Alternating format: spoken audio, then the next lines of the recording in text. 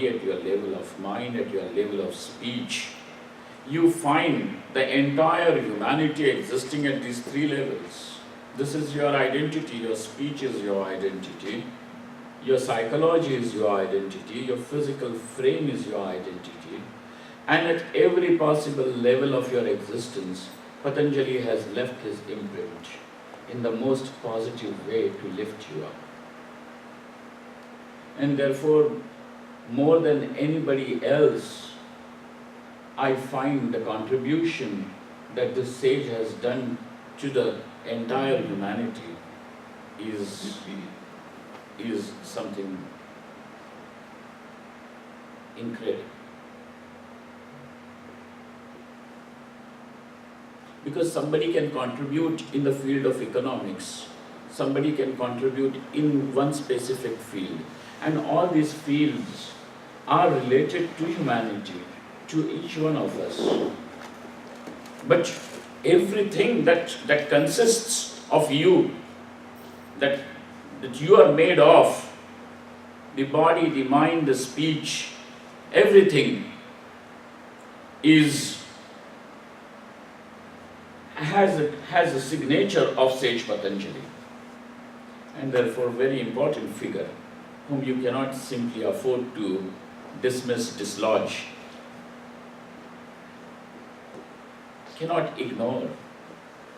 We say, further going, Abahu Purushakaram Shankha Chakrasi Dharinam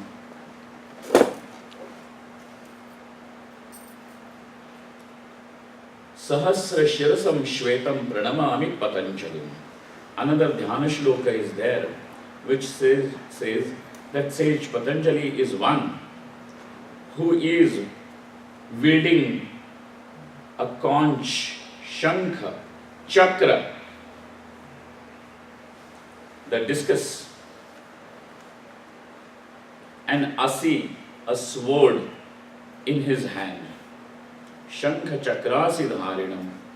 And abahu, up to the shoulder, he is a human form, and up above the neck there are 1,000 hoods of a serpent, white in color. Sahasra shirasam shvetam pranamami Patanjali. This is how sage Patanjali is meditated upon. It is not describing how sage Patanjali, how long his beard was, and what was his weight, or anything like that.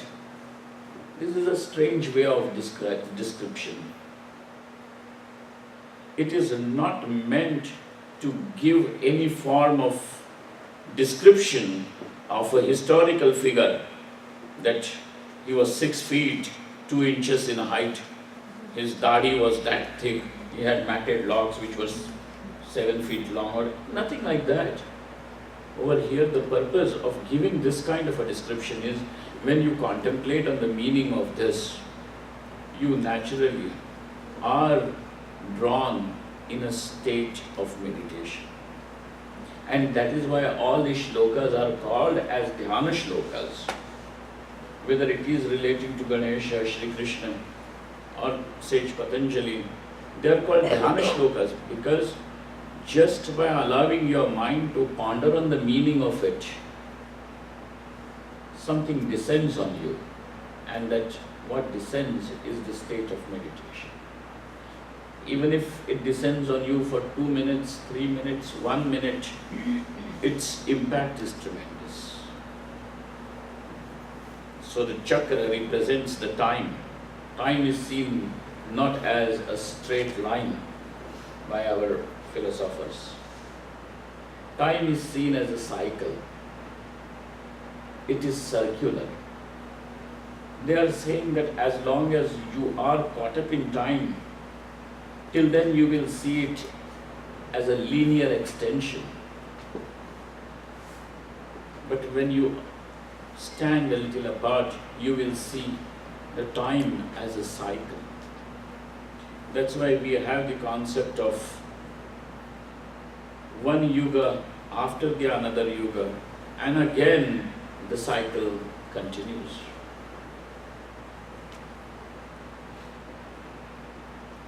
Monday follows Sunday, and again comes Monday. Again, January and January and January. It is somewhere circular. But they are still seeing it as a spiral circular. But we are saying it is a circle, just a circle. And because it is a circle, it is chakra. Time is seen as the chakra. And this chakra is a weapon of destruction. You know, it is used as a weapon. Shri Krishna's Sudarshan chakra is the weapon of destruction. He can release it on Shishupala, etc. All these daityas are killed by Bhagavan Shri Krishna with his chakra, Dantavakra and all. The Bhagavad Pravachanakar Kathakar can tell you those stories. Chakra. But a chakra means the time, and time is destroying everyone, whether you like it or not.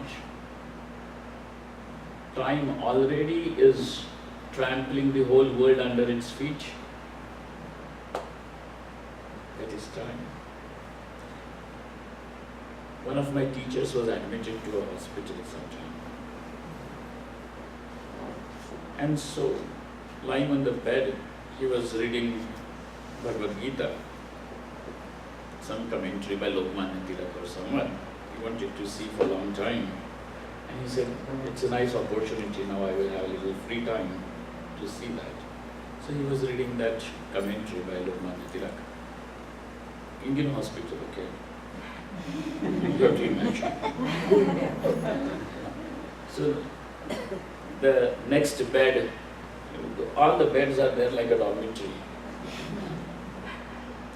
So the next bed, there was some elderly lady, and she was also reading a book. Now she could not keep to herself, so she had to talk. Hey Babaji, what are you reading? So Swamiji said, reading Bhagavad Gita, and now you have to courtesy demands, so he had to respond. So he said, what are you reading, Mama? And she started hiding the book. These teenagers have got that Mills and Boons. Those love stories. Tall, dark, all that kind of a thing. Yes. So those teenagers' books were there. She was reading that. So she was hiding it. And then she said, nothing, Swamiji, I'm just reading it to kill the time. What he said was, are you killing the time or is time killing you? What is happening there? Chakra, time is trampling, whether you want it or don't.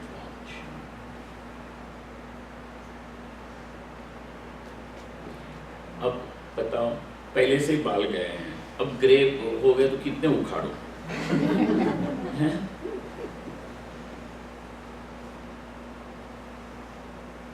This is what happens. So there is this time, but showing that time, which is chakra, is in the hand, which means it is controlled. Our case is just the opposite. We are under the control and influence of time. Whereas Parameshwara is someone under whose control the time is. He is not somebody who is controlled by time.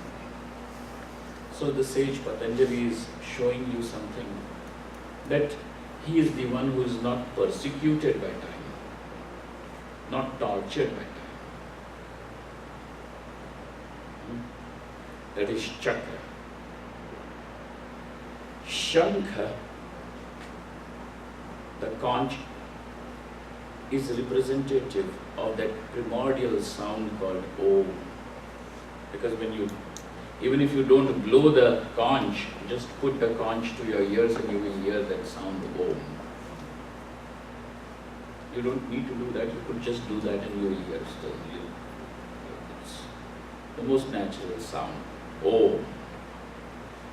But when it is blown, it is closest possible sound to Om. So the conch is there.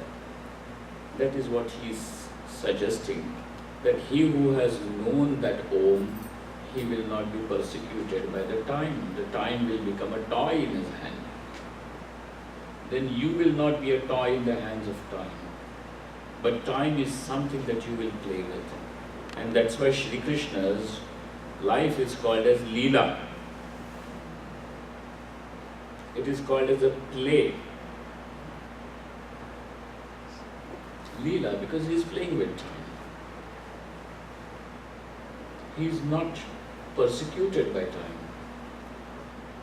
Shri Rama, it is called as Leela, Rama Leela, Krishna Leela. It is not called as Rama's biography. Biographies in general are very sad. If at all we create something like sad literature, put all the biographies there. Autobiographies especially. The autobiography means how I have struggled so much. All people, the whole world was against me, but I stood there. Autobiography. Sad. If there is a sad literature, put all, that's how headings, sad literature. All autobiography. Here. So now, it is called as Leela because not tormented, not tortured by time. Well, when you start contemplating on the meaning of these dhyanas, now don't expect that, Sage Patanjali was someone who was like a half man and a half serpent with 4 arms and all these things. This is not the purpose. The purpose is not to present the sage Patanjali as someone who is straight out of a sci-fi film, a mutant. Not to show something like that. The whole idea is when you start meditating, when you start contemplating on the meaning of this, your mind will be naturally drawn into a state of calmness, in a state of clarity, in a state of being collected.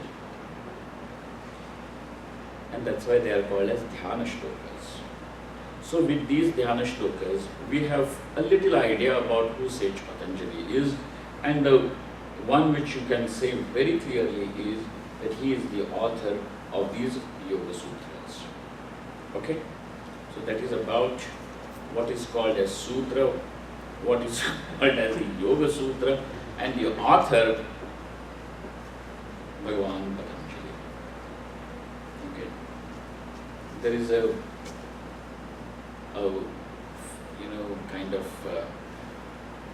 thing which is there that people say, but take the names of these sages. We don't do that in tradition, saying Shankaracharya directly. No. We say Bhagavan Shankaracharya, Bhagavan Bhashyakar, Bhagavan Patanjali, Bhagavan Shri Krishna. Not Krishna also, at least add Shri to it.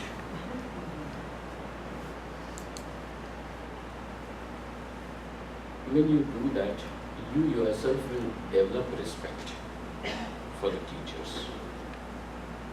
As a result of developing respect for the teachers, it is not the teacher who benefits. It is you who will be benefiting because you will become receptive.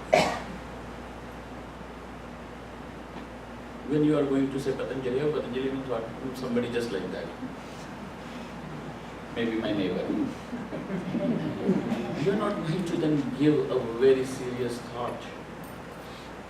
Then your whole affair, the learning affair, will be very frivolous.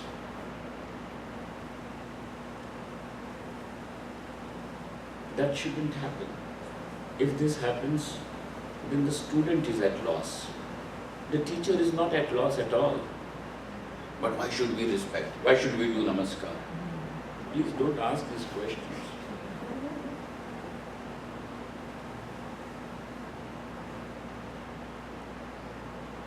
जिसको नमस्कार करते हो उससे ज्यादा जो नमस्कार करता है उसका फायदा होता है. The one who does is benefited more than the one to whom you do that.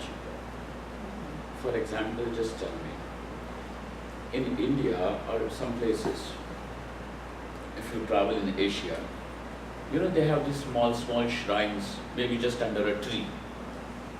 Somebody has lit a lamp under a tree. And then you do namaskar, you bow down and you continue walking. In that just one little thing of you bowing down, did the tree benefit? What happened? What happened to the tree and what happened to you? Look at that.